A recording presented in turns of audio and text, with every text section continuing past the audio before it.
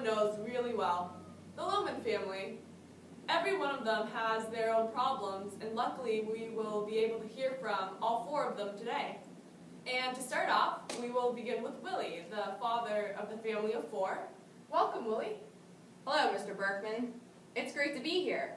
I just can't wait to tell everyone about all my accomplishments lately. I've started a business, by golly.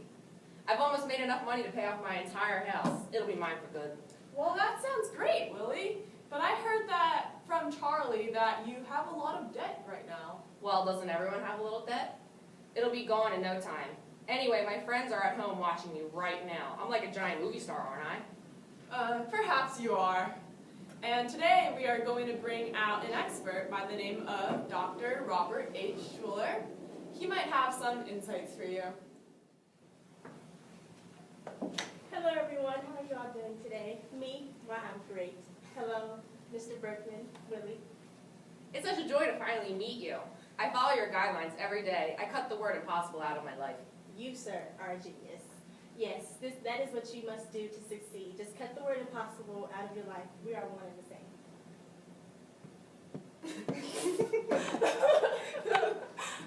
What the hell? But isn't it impossible to go up and up and up without any downfall? No, and that's the great thing about it. You can just keep going and going and going. There's no downfall if you believe there isn't, which there isn't in my life, right, Willie? Absolutely. Now, if you don't mind, Willie, I'd like to bring out your wife, Linda. Sure.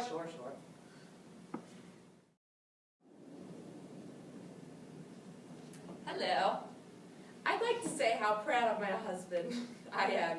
His achievements before we start off. He's a hard-working man and deserves that the world would know that about him.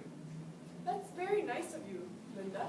Now, I'd like to bring out another philosopher, Peter Bernese. Hello.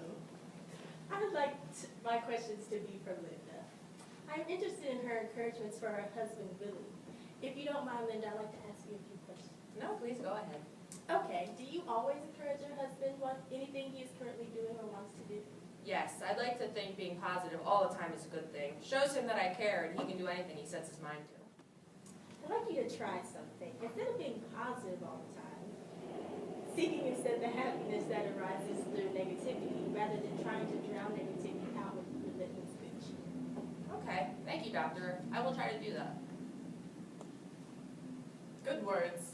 All right, now if we could bring out another member of the family, Biff Lohman. Go ahead.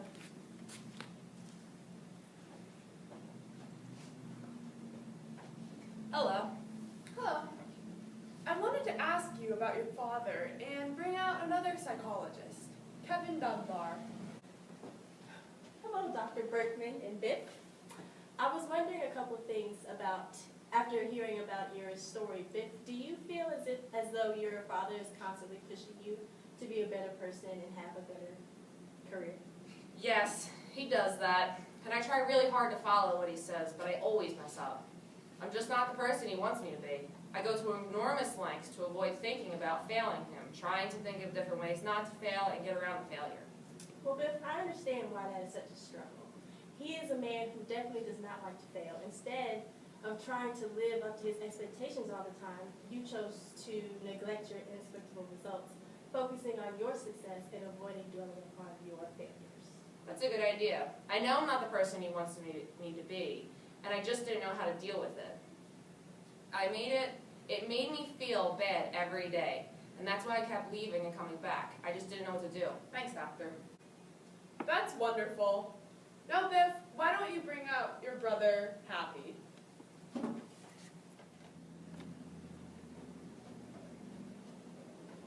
Hello, Happy. How are you? Hello, I'm doing mighty fine. Is that so? Happy, for some reason, I don't think you are truly that happy. Well, I live a decent life. My only dream is to get my pop to acknowledge me, is all. Interesting. Why don't we bring out Stanford University psychologist Carol Dweck? Hello. Carol, Happy here doesn't receive the attention that he desires from his father. Well, Happy, right now you're experiencing this pain because you do not want to disappoint your father, correct? Yes, I suppose that's true. I don't want to see him to see me as a failure. See, that is your first mistake, Happy. It is imperative that you refrain from saying failure as a bad thing. Failure is a part of life. It is no surprise that you will experience it every so often. Running away from that reality will only do you harm. So what should I do instead, Doc? The first step is to become content with failure and realize that it is not such a bad thing. You should view failure more as a step to growth rather than a backtrack. Once you do that, I can guarantee that you will be more at peace with yourself and thus be able to live a happy and healthy life. Well, thank you, Doctor. I will do my best to see things differently.